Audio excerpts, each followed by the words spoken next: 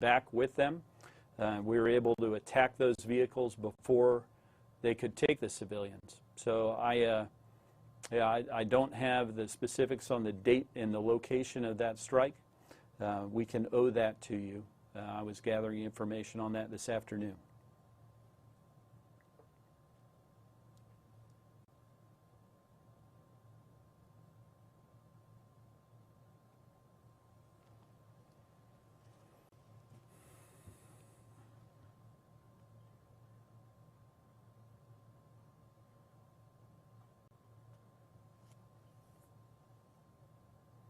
Well, it wasn't reported to the public because we have a deconfliction channel to discuss these incidents with the Russians. The deconfliction channel is not one that's necessarily designed for public disclosure, and really the purpose of that is to do the exact opposite of turning it into a major incident. It's really more intended to keep the temperature down between us and the Russians in that very crowded and confused, at times, battle space. So that's why we didn't put it out then.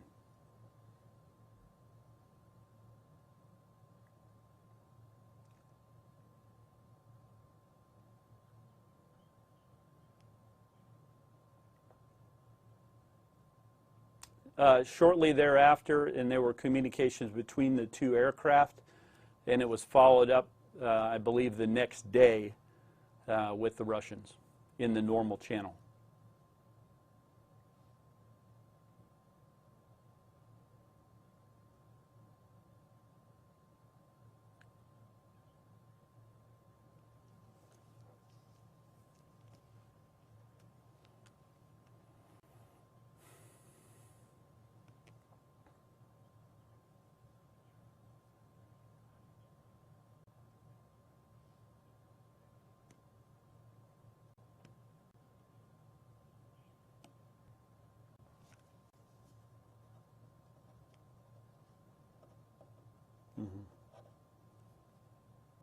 For the October 17th incident, I don't know if they had conducted a deconfliction call that day. We'll take that question and get with the CAOC and try to get it answered for you. We'll have to get back to you on that one. With regard to the human shields, we don't have good fidelity. I think it would be a little bit of a wag for me at this point. I just don't think it would be appropriate for me to offer a number because we just don't have that level of fidelity at this point.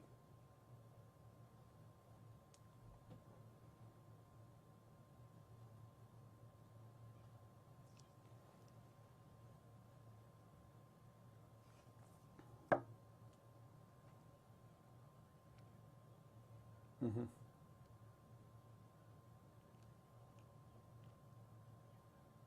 Yep. On that incident, it was more than a couple of vehicles. My understanding from the discussions I've had was that they had massed about 50 vehicles and the strike was able to take out 40 to 45 of them. So it's a pretty significant strike. I'm not aware of any other incident in which something like this happened, but we can look into that. And that's one of the open questions that I had this afternoon when I learned of the larger strike.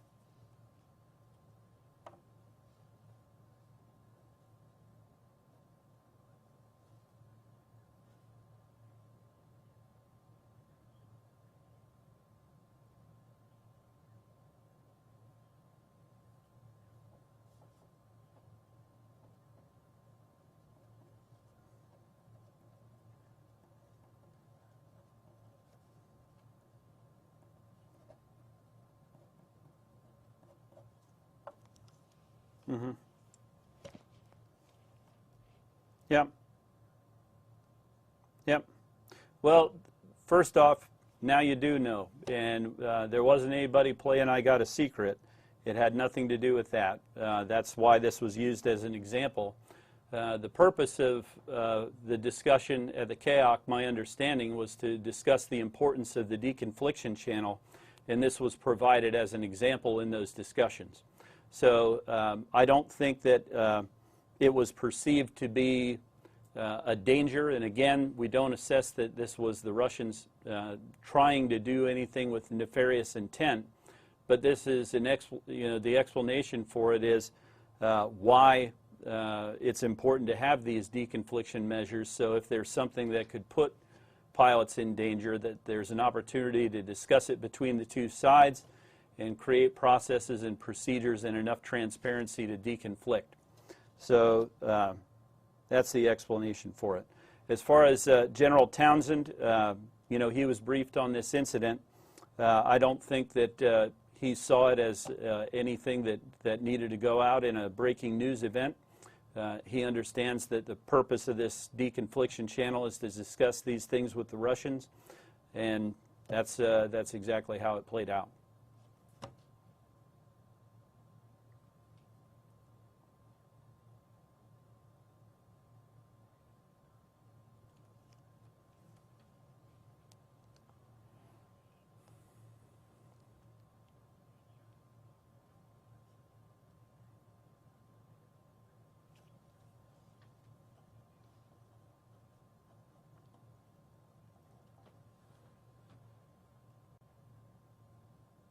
Yeah.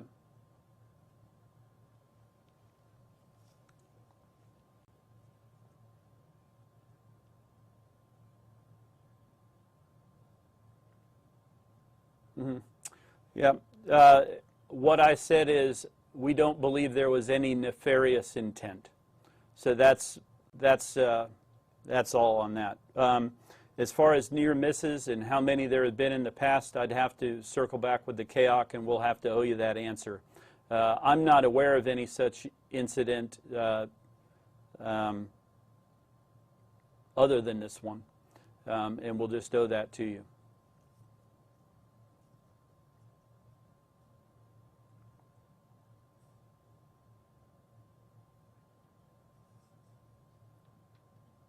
I'm sorry, you broke up a little bit. I couldn't hear what you said.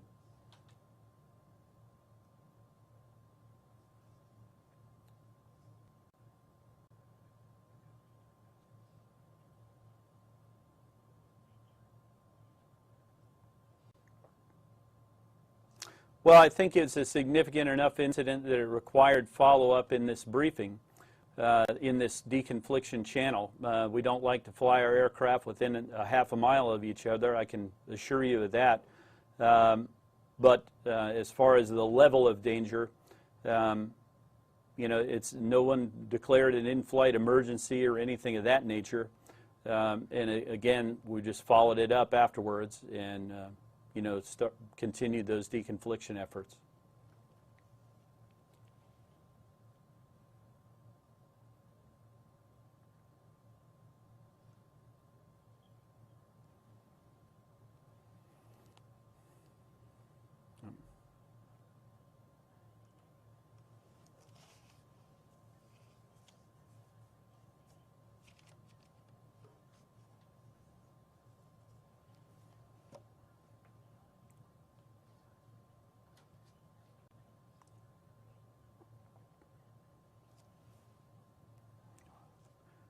Well, Tara, it jives just fine with what I told you. I said I'm not aware of any other such incidents and haven't been briefed on any. So it sounds like you've got some additional information. So good for you.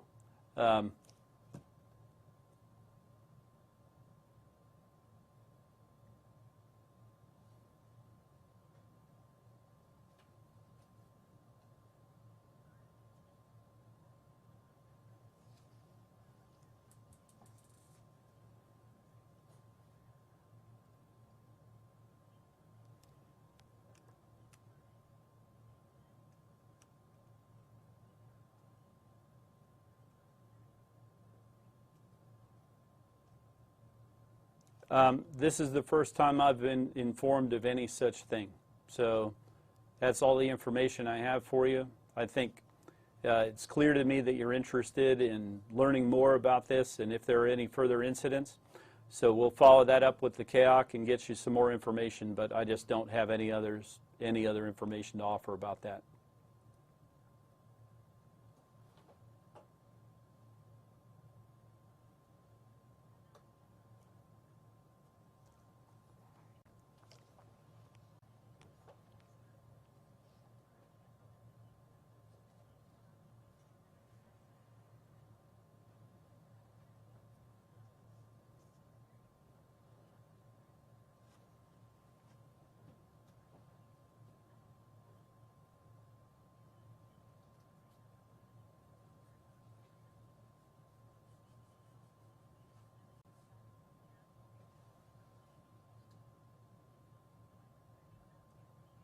Mm-hmm.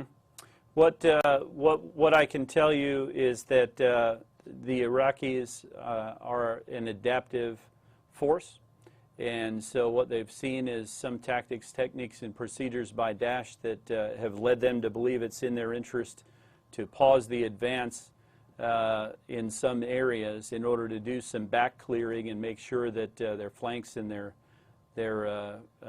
rear are clear of Daesh. But you know, they're still largely on plan and on the various axes of advance, anywhere from 10 to 20 kilometers away. That's kind of where it stands right now.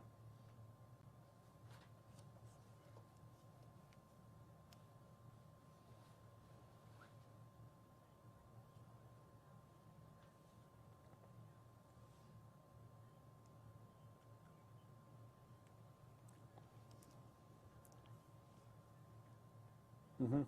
Yeah, they're following their agreement. They're executing the plan that they've come up with. The Iraqis, between the Iraqis and the Kurdish regional government.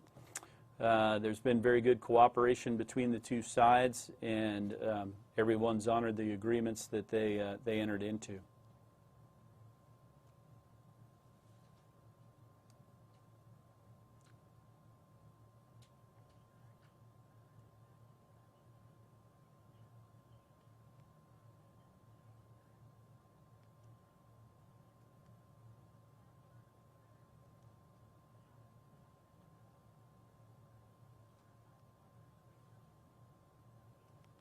Yeah, I haven't seen those reports, so we'll just have to look into that for you. But you know, everything that I have seen indicates to me that the Kurds are following the agreed upon plan, and they're doing what the Iraqis and they agreed to.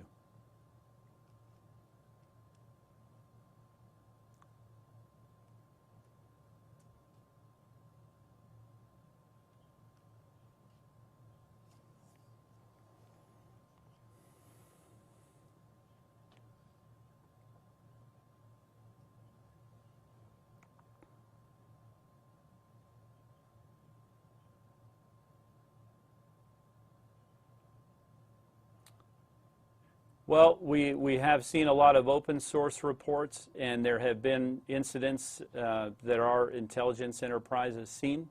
We've not seen the very large numbers that we've seen in some of the reports, but we are comparing the things that we've seen from talking to sources on the ground, SIGINT, and other intelligence sources, and just deconflicting those to determine